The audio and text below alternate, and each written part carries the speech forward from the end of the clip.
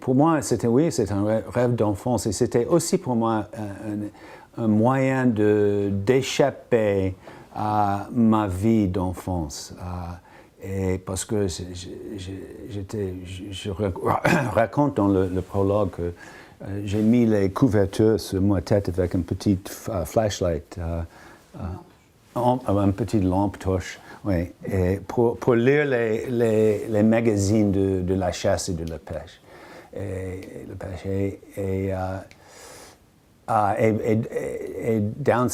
bas de la maison, j'ai écouté, je peux écouter mes parents. Ma mère, elle était ivre, c'était affreux. Et pour moi, j'ai échappé dans mon petit monde de la chasse et de la pêche. Et c'était pour moi un moyen d'échapper cette vie, un rêve, enfin. Et puis, quand j'avais 40 ans, je l'ai fait. Enfin, j'ai échappé, j'ai voyagé partout.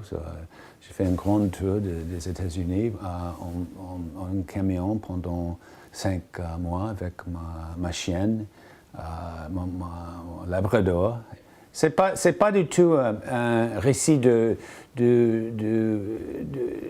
comment on doit faire la chasse. C'est pas un truc technique, mais c'était beaucoup plus un récit du voyage autour des États-Unis et de rencontrer les gens de la campagne, le paysage et j'ai fait la chasse et c'était un prétexte d'entrer la campagne avec des amis, des inconnus, des gens des gens simples. Et après, j'ai fini le voyage et c'était en février et je suis rentré dans mon chalet dans le Colorado et c'était plein d'hiver et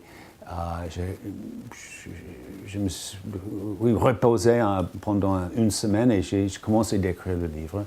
Et il a écrit lui-même, c'est ça, itself. It wrote itself. C'est vraiment, pour moi, c'était j'ai jamais eu cette expérience, c'est ça, avec un autre livre, parce que c'était si facilement, ça m'a fait 3 mois peut-être d'écrire tout le récit et de raconter toutes ces aventures en route. Et j'ai jamais retrouvé cette espèce